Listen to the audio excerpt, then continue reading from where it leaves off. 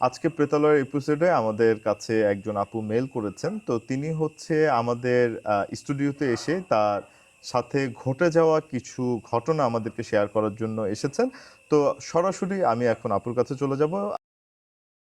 ছোট থেকেই আমি আহ, ভয় পাই খুব।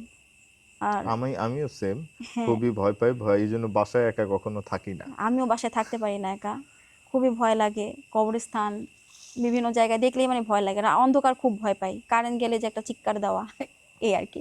তো যাই হোক, আমি ছোট থেকে খুব যত্নে বড় হওয়া। আর ছোটবেলা থেকে আহ, কেউ না কেউ সাথে থাকতো। তো সেই সূত্রেই 1996 সাল, তখন আমার জন্মও হয়নি। তখন থেকে আমাদের বাসায় উম, দেখভালের জন্য বা আমার ভাইয়া হোক বা আমাদের বাসায় কাজ করার জন্য একজনকে রাখা হয়েছিল সহযোগিতা হিসেবে, তো বুয়াই ডাকতাম। তো সে বুয়া হোক কিংবা সে গরিব হোক, যাই হোক, সে আমার ইমোশন ছিল। আমার জন্মেরও 4-5 বছর আগে থেকেই সে থাকতো। তো তার সাথে ছোটবেলা থেকে খেলাধুলা, আমাকে দেখভাল করা, যেমন একটা মার সাথে যেরকম মানুষ আচরণ করে, কোনো রাগ হলে তার সাথে এরকম আচরণও করতাম। তো ধরতে গেলে মা, নানির পর সেকেন্ড মা, এরকম। সে কখনো ছাড়তে চাইতো না আমাকে।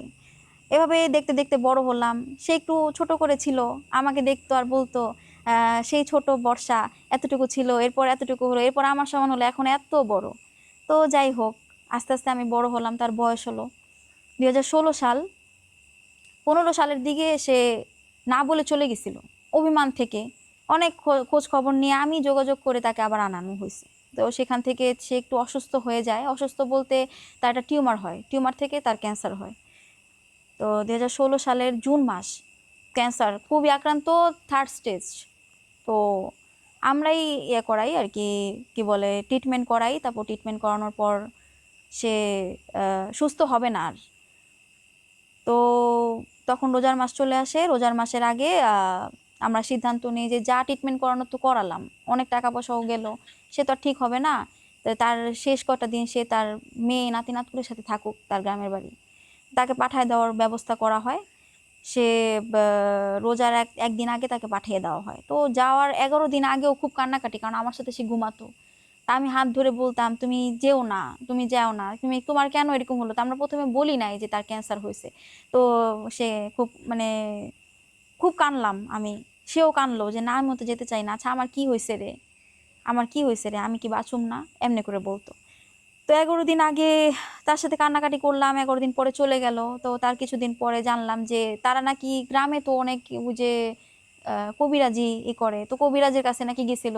তারাও নাকি কি বলে জিন বুদ্ধি করে নাকি দেখছে যে সে আর বাঁচবে না, তার ভিতরে নাকি জার্মস ছড়াই গেছে। তো যাই হোক, সে মারা গেল। আহ তো সে যে বলছিল যে তোরে ছাড়া যেতে চাই না, সে হয়তো বা আমাকে ছেড়ে আজও যায়নি। কিভাবে মাঝে মাঝে সে আমার স্বপ্নে আসে, আর স্বপ্নটা খুব ভয়ঙ্কর হয়। তো মেনলি এখান থেকে শুরু। সে হচ্ছে মানে প্রায় আমার স্বপ্নে আসতো। তো স্বপ্নে আসলে সে তো আমার খুব আদরের, আমি তার খুব আদরের। সে বলতো যে আমি এক সময় তোদের বাসা থেকে চলে যাব, তো একটা ছবি দিবি, তো ছবিটা টাঙ্গায় রাখবো আমার রুমে, তোরে দেখবো আর মনে করবো যে না, আমার একটা মেয়ে আছে ঢাকায়। তো যাই হোক, সে আমাকে ছাড়তে চায়নি। আসতো মাঝে মাঝে এরকম স্বপ্নে আসা। সে যখন স্বপ্নে আসতো, তো স্বপ্নের কিছু বৈশিষ্ট্য বলি। স্বপ্নে আসলে পরে সে এমন সময় আসতো যে সময় আমি একা থাকতাম, যেহেতু আমি ছোটবেলা থেকে একা থাকতে আমি ভয় পাই।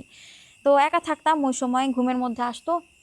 আম, তো ঘুমের মধ্যে যখন আসতো তখন হচ্ছে এরকম হতো যে আমি খুব ভয়ে ভয়ে থাকতাম।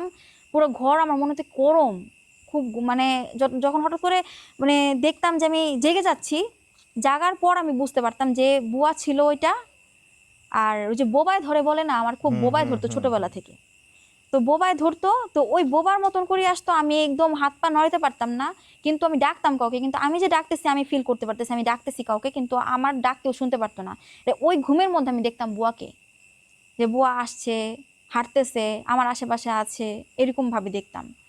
তো এটা চলতো, কয়েকদিন চলছিল। আমি উঠের পরে দেখতাম যে আমি বুয়াকে দেখতেছি, তখন ভাবতো যে আম্মু বলতো তুই ঘুমানোর আগে একটু আল্লাহর নাম নিয়ে ঘুমাবি, আয়াতুল কুরসি পড়ে ঘুমাবি, যেহেতু এই সময় আসে না। আর একটা বলে তো যে আত্মা আত্মা বলে তো কিছু আছে। তো হয়তো বা সে আসতো আমার কাছে। তো প্রায় এরকম আসতো, প্রায় আসতো এরকম। মানে হয়তো বা আমি আবার ভাবতাম যে হয়তো বা নামাজ পড়তে বলে, দোয়া করতে বলে, দোয়া চাইতে আসে, এরকম প্রায় আসতো। আসলে আমার খুব ভয়ঙ্কর অবস্থা হয়ে যেত। আমি উঠে দেখতাম আমি ঘেমে গেছি। তারপর আমার মানে এটা প্যারানর্মাল, এটাও প্যারানর্মাল, যে মনে হতো যে আম, আশেপাশে খুব গরম হয়ে যেতেছে, আমার কান গরম হয়ে যেত, আমার মানে পানি খেতাম উঠে আমি। তো এরকম প্রায় হতো, সবারে বলতাম যে এরকম আসে বুয়া, এরকম করে। আমি তো ভয় পাই। একটা সময় বিরক্তি হয়ে গেল যে এরকম, আমি তো এটা নর্মাল না। তা আমি শান্তি পেতেছি না, যে কোনোভাবে হোক এটা ছাড়ানো দরকার। যদি কিছু থাকে থাকে চলে যাক, যেহেতু চলে গেছে। কোনো মানুষ তো সারা জীবন থাকে না। লাস্টলি যে কাজটা হয়েছে সেটা হচ্ছে 2017 সালের দিকে। তো 17 সালের দিকে দেখি যে মানে বুয়া আসছে। তখন মানে আমি যে রুমটায় বসাতে ঘুমাতাম সেই রুমটায় আসছে, এসে বলতেছে যে মানে এক প্রকার আমাদের দুইজনের মাঝে মারামারি ধরতে গেলে। সে একদম চোখ বড় বড় করে, চুলগুলি ছাড়া, চুল অনেক বড় ছিল, কোঁকড়ানো চুল, বড় বড় করে একদম তাকানো। সে আমার হাত ধরছে, আমাকে রীতিমতো সে বলতেছে তোরে আমি নিয়ে যাব। কারণ আমি বলতেছি যে তুমি নিয়ে যাবা, কোথায় নিয়ে যাবা আমাকে? আমি তো ঘুমের মধ্যে, আর আমি তো ওই জিনিসটা নিয়ে রীতিমতো আমার একদম বিরক্তি। নিয়ে যাবা, কোথায় নিয়ে যাবো আমাকে? হ্যাঁ না, তোর আমি নিয়ে যাবো, তোর আমি নিয়ে যাবো। তো অনেক কষ্টে ছুটকারা পাইছি। হয়তো বা সে যদি আমি চলে যেতাম, আমি ওখানে চলে যেতাম। যে অনেকে বলে না যে ঘুমের মধ্যে অনেকে মারা যায়, হয়তো বা এরকম হইতে পারতো কিছু। তো অনেক কষ্টে যখন উঠছি ঘুম থেকে, তখন দেখি যে আমার আশেপাশে কেউ নাই, কিন্তু যে আগের মতন একটা চি করে শব্দ হয় কানে, আর হচ্ছে কান গরম হয়ে যায়। আর দেখি যে মানে আমি খুব অস্থির, ঘাম, আমার শরীর সোয়েটিং হইতো আর কি।